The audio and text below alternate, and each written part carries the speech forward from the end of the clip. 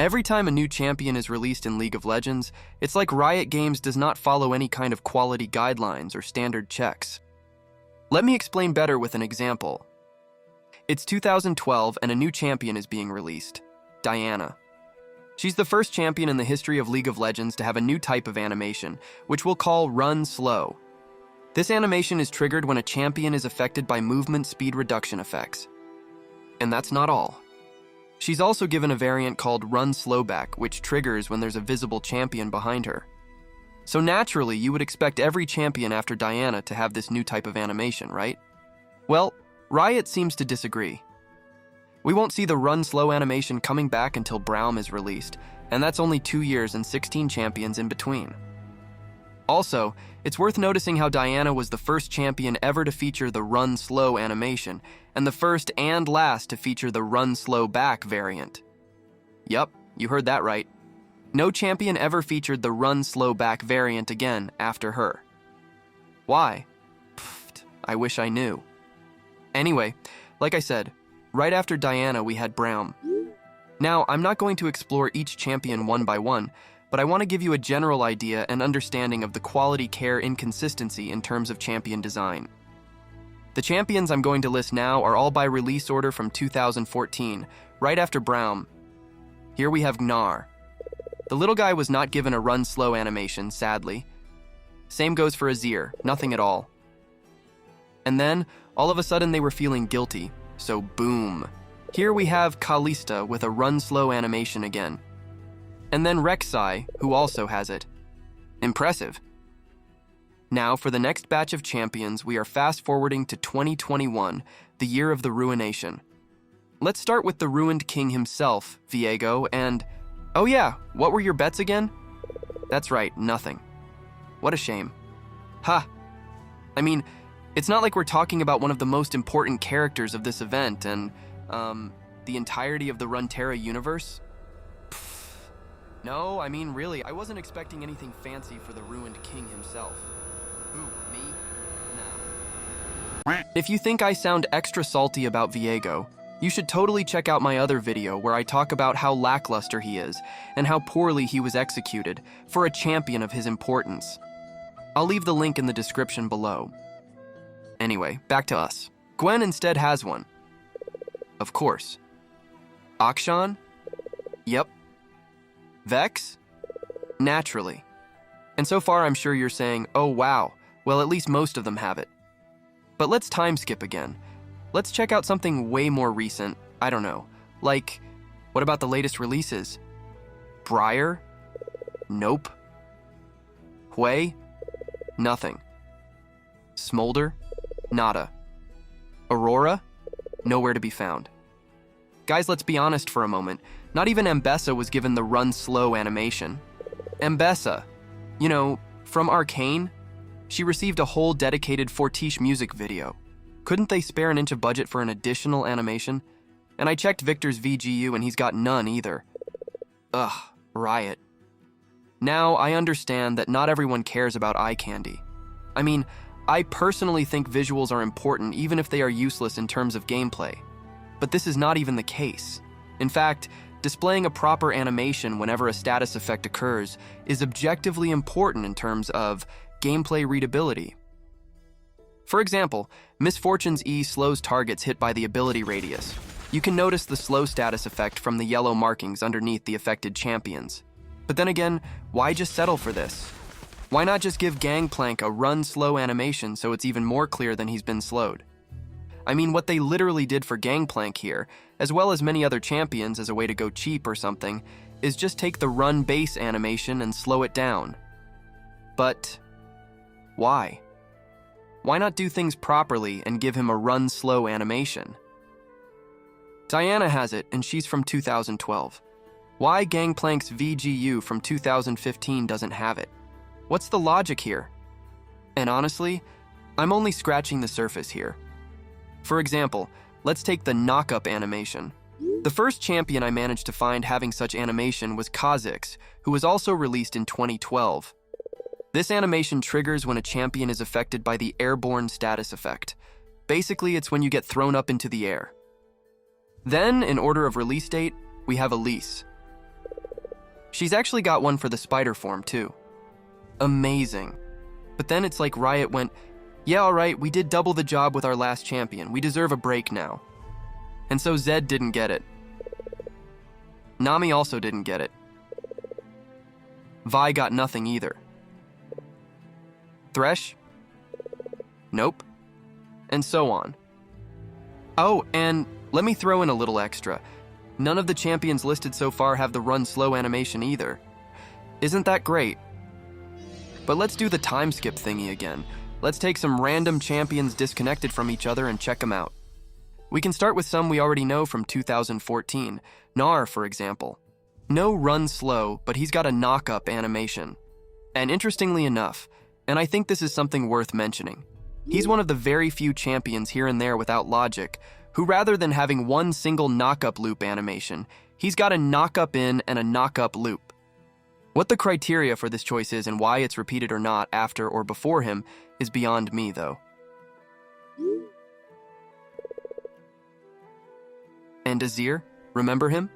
He also didn't have the run slow animation, but he's got the knock-up one, for whatever reason, I guess. And then just to, be fair, am I right, Riot? Kalista already has run slow, so she couldn't possibly get the knock-up animation as well. It would be too much. Don't you agree, guys? And talking about time skips, 1 year later in 2015, here's Echo with nothing. He didn't deserve it, apparently. And it seems like neither did Tom Kench at this point. Whatever. But we can go a little further. Let's check out 2020 with some champions here and there. Set? Nothing. Lilia? Sorry. Yone doesn't have one, although I have to say this champion has lots of merits in terms of quality. But then, why not give him this too? I don't understand. Then just like that, only for the sake of being a rebel, Samira's got it. Nice. Then it's Rel's turn, and nope.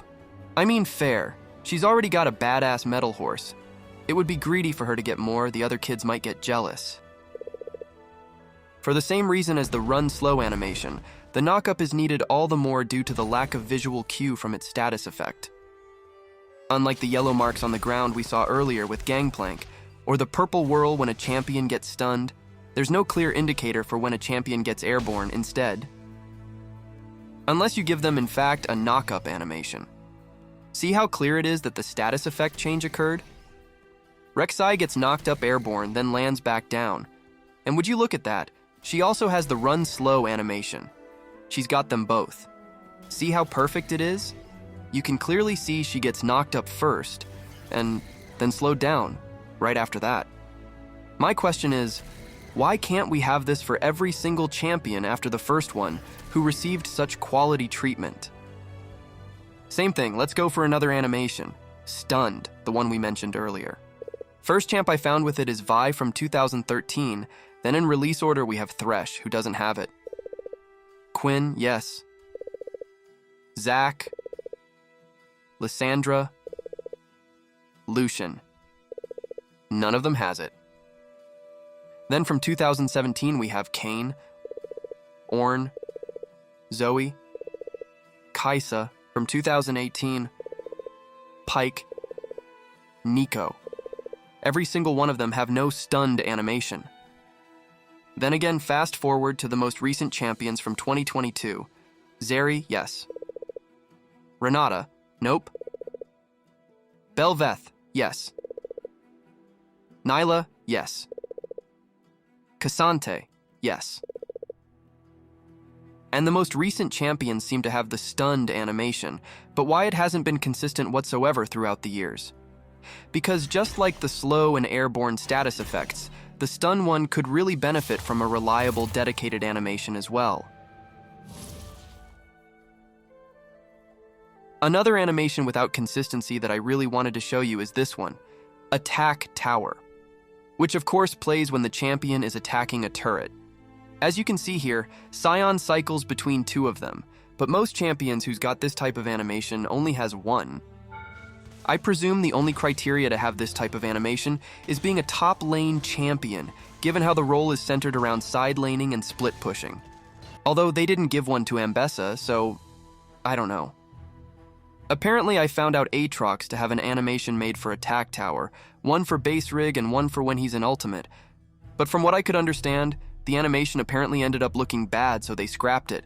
So now he just plays standard attack animations whenever he's attacking turrets, which I don't understand.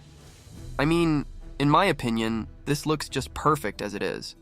But even if that's the case, why not just making a new one you deem good enough instead of giving him nothing? That's just sloppy. And this is Mundo's. He's got to have the best one, for sure. But then again, wouldn't it be awesome if this animation became a standard for every champion, or at least the melee ones? After all, destroying towers is pretty essential in League, regardless of the role you play. There's just an annoying discrepancy between animations, and honestly, these are just examples. But I mean, it makes no sense. It's like, at some point, they just forget they already added them before, or they're just too lazy to implement them for every single champion. Some get them, some don't. But based on what and why? I also wanted to talk about something that has no rules whatsoever: walking animations. Let's start with Home Guard. Home Guard used to be a boots upgrade before it became a passive effect in 2015. By then, some champions already had a run haste animation, which is basically an animation triggered after reaching high movement speed values. So, when Home Guard became a thing, these champions would automatically use run haste for it. Then, the first champion I found having an animation specifically playing for Home Guard only is Zoe, who was released 2 years later in 2017. And even though it pretty much became a standard, sometimes it's overlooked. Take Fiddlestick's VGU from 2020, for example. He doesn't have a specific Home Guard run animation. Instead, he still seems to use run haste, which is just the generic high movement speed value animation. Sag. And now let's focus on basic run and walk animations. For example, let's take Lucian. He's from 2013. He was given 2 base levels of movement animation, walk and run. To make it simple so you can understand. When game starts and he has no boots, he moves like this. This is called walk animation. And after he buys boots and basically exceeds a required threshold of movement speed value, he moves like this. This is called run animation. Pretty straightforward. I mean, honestly, this is the model I like the most, and I think it should be applied to every champ. But then, most champions honestly just have one single animation called run base, and do not adapt to boots movement speed value alteration. Most of them, though, have the run haste animation, which is just generic for high speed value way after buying boots, and Riot seems to be content like this. Even Ambessa, with the controversy about her run animation being very similar to Shyvana's, doesn't have different boot speed animations, but just run base plus the run haste for high movement speed values. I mean, guys, of all champions who should have received both walk and run animations, VIEGO was the only one who should have not. And yet they gave him. It's like they did it just to piss me off. They literally made the extra effort to add an unneeded and horrible run animation, where he just looks like the ugly witch from Snow White wandering around the cursed woods or whatever. While if they only gave him the walk animation only as run base instead, he would have looked way more badass, but oh well, I'm done. I'm done talking about VIEGO. I give up. Thank you, Riot. Now I wanted to connect the topic about running animations to what I like to call dynamic battle stances. These special stances trigger on combat proximity, and they're given only to a handful of champions. For example, let's take Lee Sin's VGU for a moment. Now, this is his run base animation, meaning he doesn't really adapt to boots. But once he gets close to an enemy and engages in a fight, he raises his hands, assuming a martial art guard. Can you see it? This is different from the run animation I showed you seconds ago. And this stance persists as long as his proximity to combat. Then, he returns to his standard run base animation. This is very nice. It makes the champ feel more alive, adapting to actions and contexts. Yone has something like that too. He only has one run animation, which doesn't change with boots, but again, once he approaches and attacks an enemy, he enters some kind of battle stance. See how his posture changed? He's got his back straight, ready to strike with his blades. So cool. And then, once he walks away from the enemy, he goes back to his standard run animation. So smooth, really. I must admit, Riot did an amazing job from any standpoint with him. I should really make a video about it someday. Now, Aatrox has one of the most complex and state-of-the-art dynamic stances in the game, in my opinion. This is how he normally walks, with or without boots, which by the way looks so damn badass. And when he walks nearby an enemy champion, he changes his stance. This one with his blade on high guard is for when his passive is up. It visually helps players to know whenever it's ready. Then, when he strikes and the passive goes off, he still maintains a combat proximity stance with his sword unsheathed. And when he walks away enough to leave combat, there. He sheathes his sword back and resumes his standard run base animation. I know, this is a lot of work for a single champion animation-wise, but just for a moment, could you imagine if each and every modern and future champions had this kind of feature, this quality? Would it be so unrealistic to expect this from Riot games? I don't know. Personally, I think not. But let me know what you think in the comments. Perhaps I need to get my feet back under me. Now for my last point about animations, I want to show you one of the most unknown, underestimated, and inconsistent feature ever in League, the Control 5 emote. This default hotkey only works on a handful of champions, and it can range from simply being a fifth non-specific emote to a toggle that changes special cosmetic functions entirely. Nah, don't worry, those wings don't look that ugly in-game. Let me show you. This is what happens when you press Control 5 in-game as Aatrox. His battle stance momentarily triggers, and his banner wings pop up. They lack a proper toggle animation, but it's still an appreciated feature. This is Zoe's base idle animation, but if you press Control 5, she switches into another one with the yo-yo. So cute. This is purely eye candy. It doesn't impact gameplay. And if you press it one more time, she's got one where she jumps a rope made of stars. That's so nice. And want to know more? Each stance also translates into walking animations. This is her run animation while she swings her yo-yo around. It's very similar to her run base animation. And then, always by pressing Control 5, she switches again to her starry skipping rope one. I'll be honest, this is so damn nice. Anyway, I'm aware that Zoe automatically cycles through these animation by herself, so even if you don't manually do it, she'll do it for you. But it feels very nice to have control over it. If you press Control 5 on Yone, he'll play a super cool animation where he dismisses the Azakana blade and sheathes the steel one, holding still until you move again. This animation also plays automatically if you're not moving for a while, or if you stand still right after casting your ultimate. Val here, the Volibear, one of my favorite.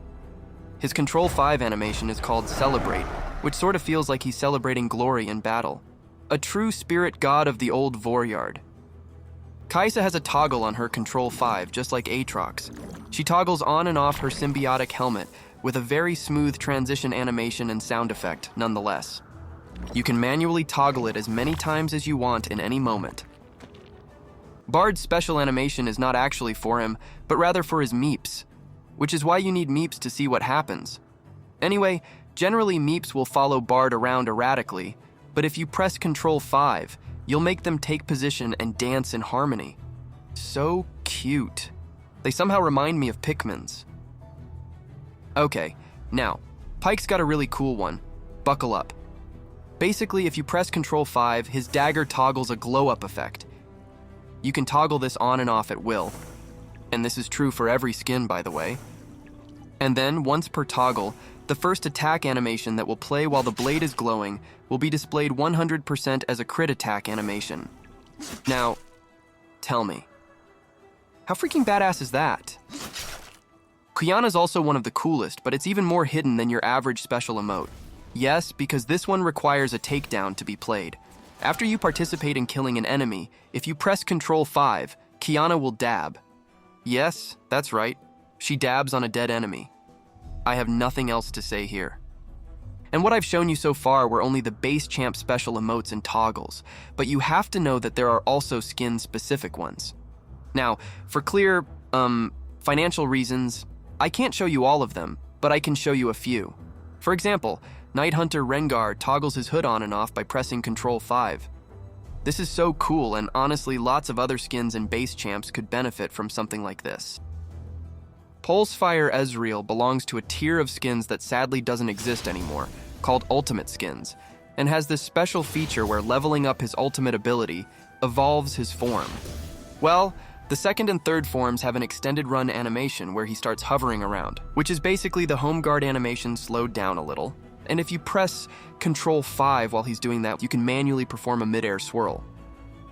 Nothing extremely fancy, but still it's always appreciated. There are a few skins with peculiar Ctrl 5 features that I cannot show you, which even if they seem many, they are not, especially considering the number of existing champions and skins. Then again, we always go back to my final point for each of the things I showed you in this video.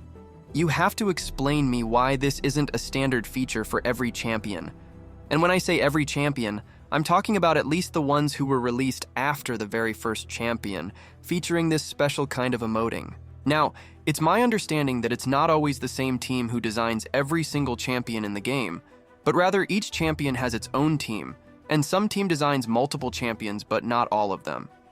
It is also my understanding that there's an architectural limitation in terms of game engine, and the code that lays the very foundation of League is a tangle of spaghetti. But are these really enough excuses to treat the best MOBA in the market in such a poor and inconsistent manner? I think not. In my personal opinion, whether you can do things properly, or you don't do them at all. I wish Riot could just set some quality standards within the boundaries and limitations they recognize in their tech for every champion to have. Why? Because it's simply disappointing to see your favorite champion receiving way less attention than another. Or in my case, it's also disappointing to see other people's favorite champion being treated poorly compared to mine. And this is because I really care about coherence and consistency.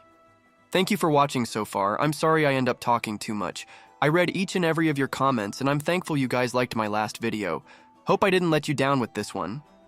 This was just the first episode. I make no promises, but I hope to deliver you a second episode where I'm going through the inconsistencies in terms of champion voiceover and interactions. We'll see.